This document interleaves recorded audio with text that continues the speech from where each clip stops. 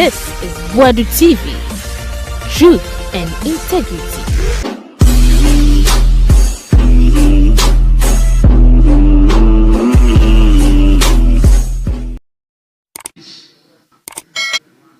During the passage and after the passage of the LGBTQ bill. So why do we want to be repeating this matter and be provoking debates? So, Mr. Speaker, my question to the and suggestion to the chairman of the committee is to find space and program the minister responsible for foreign affairs. Is he the chairman that program or business committee?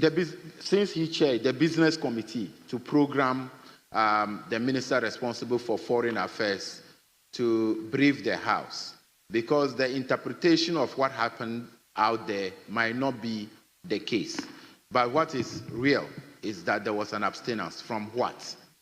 And then the fact that... Yes, majority leader. Speaker, I rise the questions of order 1221C. Mr. Speaker, by way of information, this is a House of Records. The matters that the First Deputy Minority Whip alludes to regarding the fact that two persons were seen kissing at the Independence Square was totally a falsehood. It was an AI-generated image posted by someone onto his social media handle. So my brother Habib has no document to stand on, predicate upon which he will be demanding that the Minister for Foreign Affairs be invited to speak to such matters and also to justify why we abstained from a certain vote at the UN. Mr. Speaker, like you rightly said, when you exercise your right to vote, there's no need for you to justify it. So, yes, by all means, we want to bring ministers to respond to serious matters, but not trivialities, Mr. Speaker, with all due respect. With all due respect. So, you are totally out of order. Mr. Speaker, I don't know when the Majority Chief Whip assumed thinking for me. What you classify as trivial might not be trivial to me, Mr. Speaker. So that is your definitions and those are your words. Mr. Speaker, for him to also, it's a House of Record. What authority, what evidence do you have to prove that what happened at the Independence Square is an AI generated? You don't have such evidence. So don't show me your phone. I can also show you the picture on my phone. When they were kissing, the two men were kissing. I can also show you the picture. So when you say it's an AI generated, allow me to make my point, Mr. Speaker, and you cannot determine what I should make in terms of making my point that the Foreign Affairs Minister should appear before us, because such votes is an important vote. When you were on this side, the bill, we had made a lot of noise about the LBG. It didn't pass. Yes, I agree, like Mr. Speaker said. But the minister owes us that responsibility. He's not acting on his capacity as the MP for this, but he's doing that on behalf of all of us. So, Mr. Speaker, let me conclude on this matter so that we will not talk much about it. Mr. Speaker, the defense minister is just from supervising the beating of MPP people at Ablekumanov. And he's here. He just returned from the supervision of beating Honorable Hawa Koomson and our deputy national organizer at Ablekumanov. When will the interior minister brief us on the beating at Ablekumanov?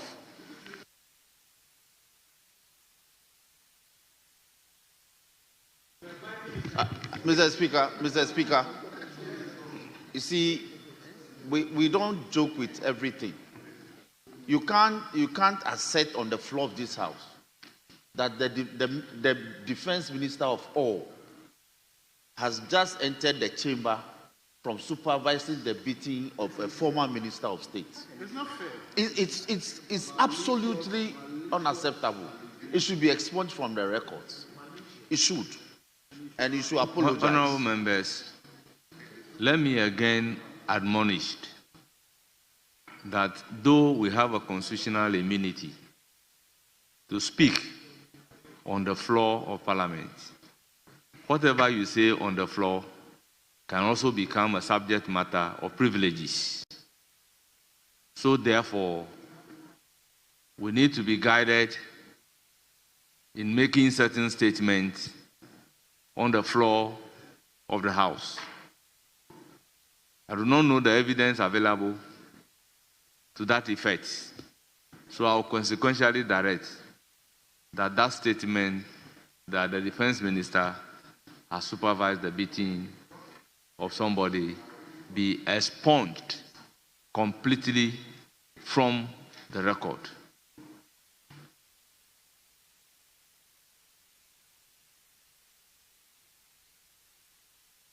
Yes. Okay. Let me thank the Deputy Majority Leader who just presented the business statement for and on behalf of the Leader of the House.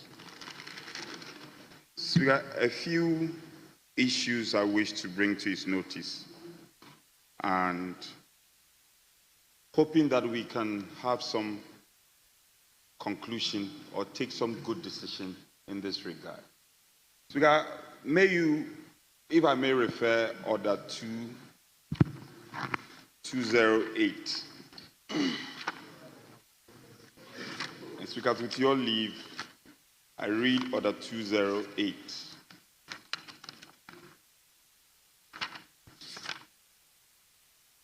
Compulsory membership, subtitle, compulsory membership of committees. And it says, a member shall be appointed to at least one standing committee and one select committee. Speaker, on this matter, it's been back and forth. And I am reliably informed that my colleagues on the other side, in the majority, have dispensed of the composition of their committees. We have done same. Speaker, we can't continuously stand in breach of our own orders, Order 208. And Speaker, we've had instances where members have taken cause to complain openly, both in whispers and openly, that some belong to only one committee. On our side, as of the last count, we had about 8 members who belong to only one committee. I want to plead with the chair of the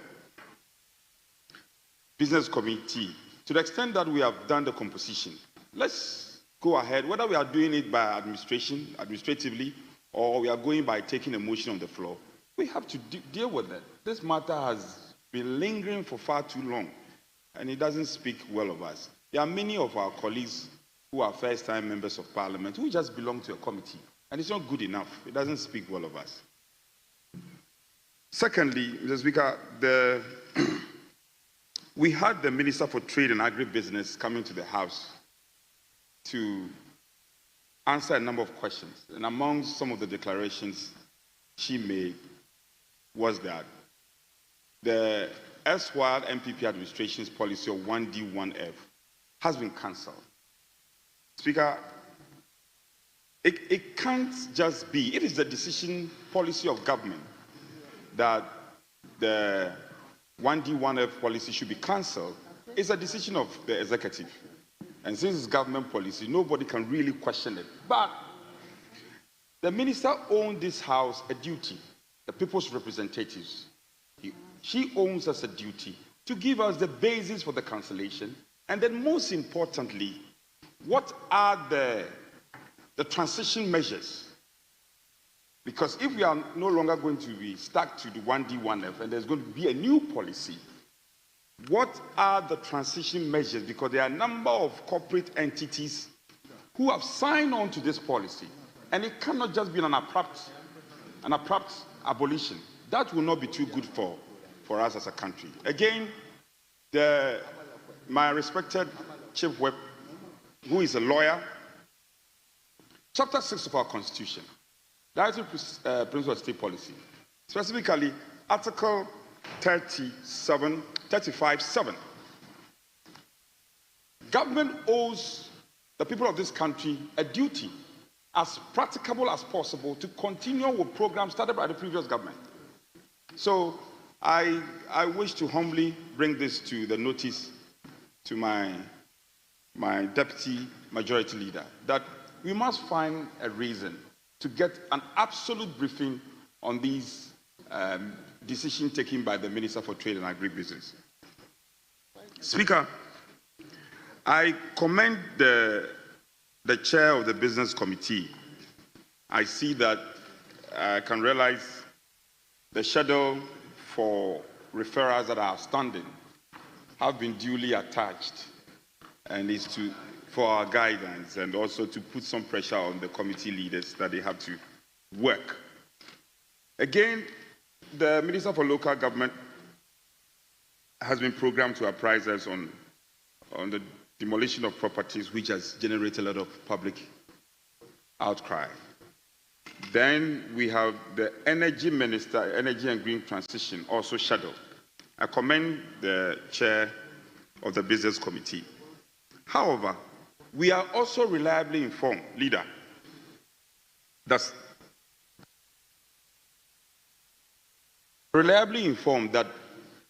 Sunday, this coming Sunday, the 13th of July, the whole of Ghana will experience a blackout. And that is not accidental. It's on plan. However justifiable the reasons may be, justifiable or unjustifiable, since we already programmed the Minister for Energy and Green Transition coming to the House, I don't think it would be injurious if we additionally program the Minister for Energy to speak to the people's representative. What is giving rise? What is giving rise to this blackout? Yes. Yes. But we are sitting on Saturday. We are sitting on Saturday. It's an emergency. Well, it's a call. It's a call. It's an appeal I'm making. You are not the chairman of the business. Speaker, so the blackout matters to come and allay the fears of our people. Last week, I had brought this matter to the attention of the majority leader, that the Galamsey operators are getting closer to the Accra-Kumasi road. So that the evidence is not far-fetched. Anybody who travels between Osino and Enyinem can testify to this. It's worrying. It's worrying.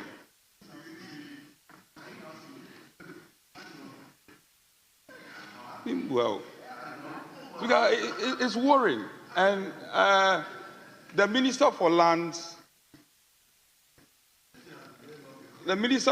who had assured, I remember I was part of the team that vetted him, we will categorize the miners.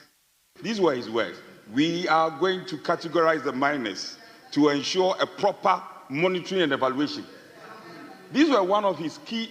Remember, I thought we are going to take a cue from what happened last Thursday when we are taking a business statement. Under caution that during business statement, we shouldn't reduce it into a political platform. The comment should really be on the statement as presented. Speaker, I take a cue.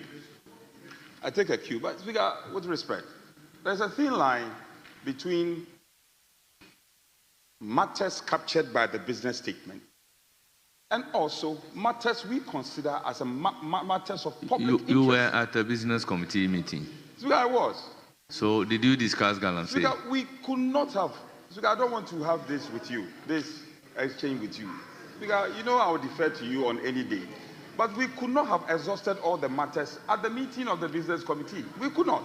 So, Speaker, this is an afterthought. what will happen is that the one that you have exhausted is the one that they have programmed for the ensuing week. So that is what we should be commenting on. Because it's your committee statement that we are looking at. Night, I traveled from Enyinem through Insawam to Accra. And I had a shock.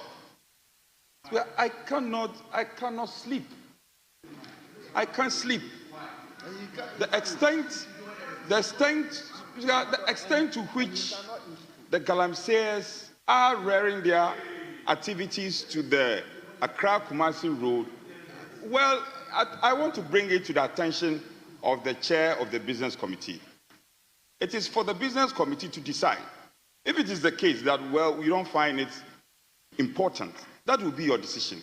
And the people of this country are watching. Well, honorable members, if at the time of presentation of the business statement, we want to debate rather than commenting on the business statement, I will then open the floor for the debate.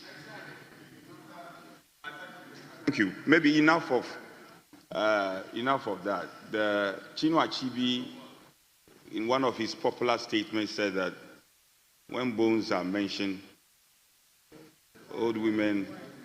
So I take a cue, Speaker. Your rich guidance, I've taken a cue. If I may proceed further, Speaker, there is a trend emerging in this House. There's a trend emerging. Ministers. I will give you the floor after him. Thank you very much. I can Mr. give you the Speaker. floor after the minority chief whip has finished. Oh, okay. All Very right. well. Yeah. There's a trend emerging, and I have about 15 letters coming from various ministers who keep writing to this House. One reason or the other, I'm unable to attend upon the House to answer questions. Speaker, we can take it on the face value of it and say that, yes, they've submitted letters, but we must pierce the veil. Situations where, for instance, the Bank of Ghana governor has been called upon to come and answer questions, and then he writes, says that he's engaged in other equally important matters, where you have two deputies sitting. That cannot be tenable. Two deputy governors. And you say that the governor will not come, the two deputies will not come and respond to Parliament. That will be dereliction of responsibility. So Majority Chief Whip, I'll give you the floor after him.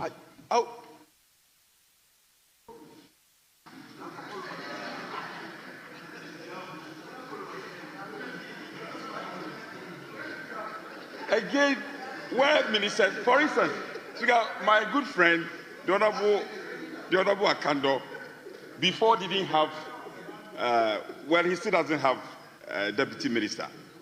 You still don't have a deputy minister. So when Akando writes and says that I'm engaged, and he's been fighting, he's getting gray hair. He's been fighting COVID all over the place. When Akando writes, Honorable Akando writes and says that he's engaged, we can understand because he has no deputy. What about those who have deputies who can say that I am engaged in other equally important matters? Are you telling us that Parliament's business is not important? This is something that I think, Deputy Leader, I brought it to your notice that on the quiet, you should try and engage our colleagues who are ministers, especially those who have deputies. So that, if they cannot come, the deputies will come. Exactly. And the minority chief whip will not complain that where is the minister? Why is the deputy here instead of the minister?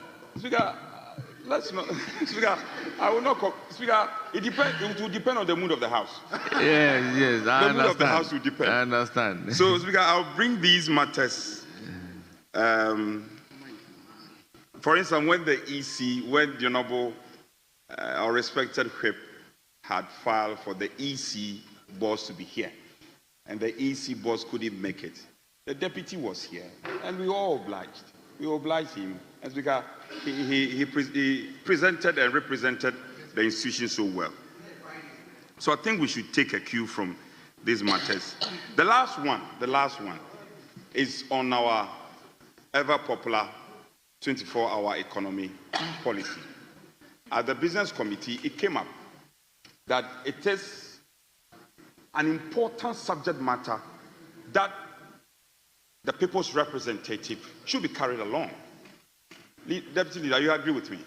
We want to make this suggestion strongly to you that please relate to the appropriate quarters so that next week, possibly next week or two, before we rise, or even before we present the media, we can have a presentation on the 24-hour economy policy